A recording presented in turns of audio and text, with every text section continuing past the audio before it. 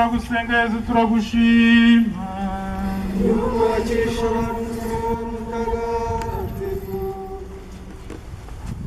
Yesu bamwambura imyambaro ye amagufa yanjye yose nayabara baranyitegereza bakanshungera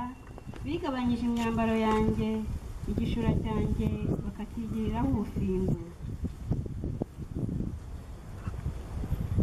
nimurebe Yesu wababajwe n'abagome kugeza n'aho bamwambuye imyambaro ye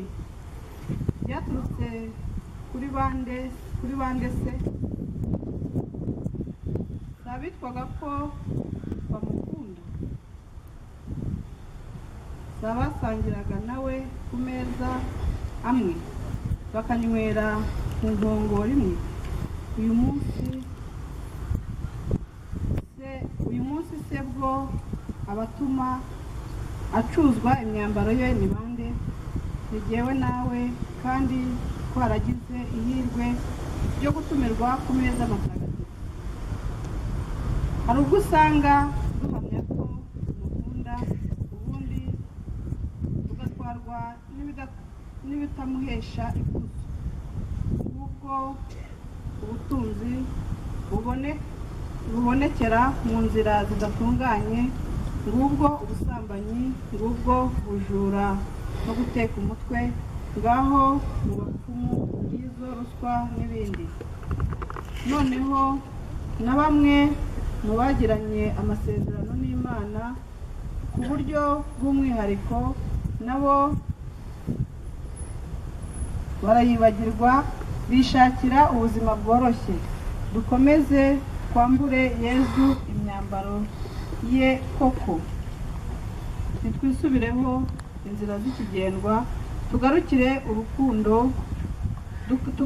rukundo aradutegereje ngo atwakirane urukundo kuko ntawe asubiza inyuma dusabe tubabarire Yesu mukunzi kubera ibyo byose twanyuzemo byatambamiye urukundo nyarwo tubabarire igihe cyose twatatiye igihango cy'urukundo wadukunze tubabarire igihe cyose twiyambuye urukundo rwawe twemerere Yesu mukunzi wacu turashaka kwiturira mu rukundo rwawe ubuziraherezo wobaho mugeze iteka ryose ubaho Imana Data na Mwana na Roho Mutagatifu Nyagasani tubabarire abakristo bapfuye Imana nibabarire baruhukire mu mahoro